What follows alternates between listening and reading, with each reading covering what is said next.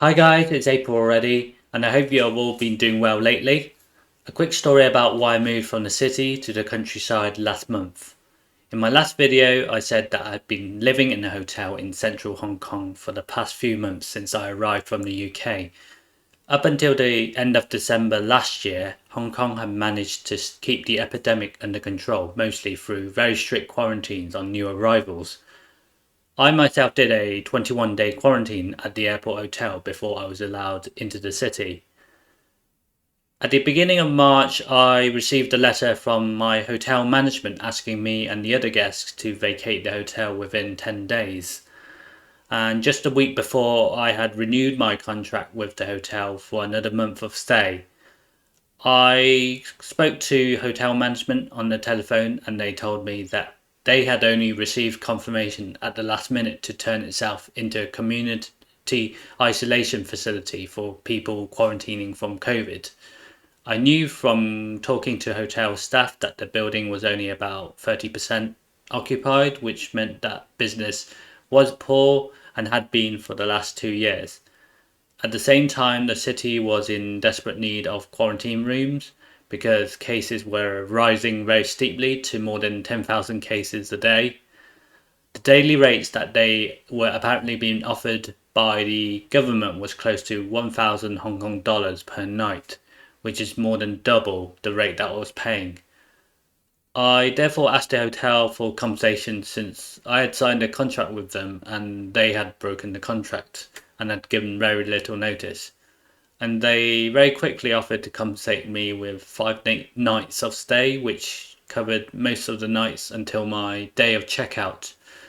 But unfortunately, this meant that I was given very short notice to find another place to live. I spent most of that day ringing nearby hotels and ones which offered monthly rental stays, and it turned out that some hotels were not accepting new guests because the COVID situation made it very risky for them. There was very high demand for the remaining hotels, who on average had put up their prices by 30 to 50% from what I could see to take advantage of the situation. I also looked on Airbnb and rental agencies for a while. At the same time, I was a little concerned about being kicked out of any new place I would live in, and the fact that there was a high risk of infection in densely populated buildings.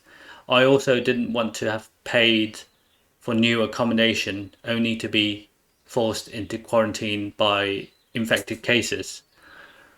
It suddenly occurred to me that I did have a backup option, luckily. My grandma actually has a village house in the deep countryside of the New Territories, at least 30 minutes from the nearest big town.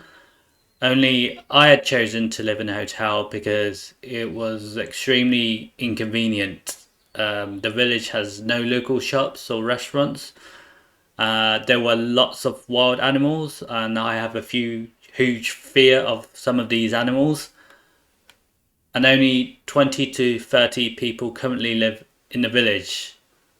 But in exceptional circumstances, I decided that this was the best option I had to lay down low temporarily, enjoy some fresh air away from the city, and live with nature, and finally do some cooking for myself because I had no cooking facilities in the hotel.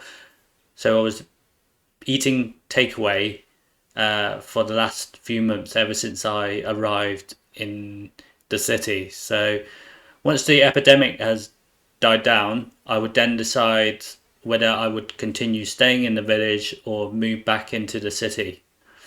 I do appreciate that I'm very lucky to have this option and that most people that were affected by the decision of the hotel would have no alternative but to find other accommodation in a nearby hotel or temporary apartment.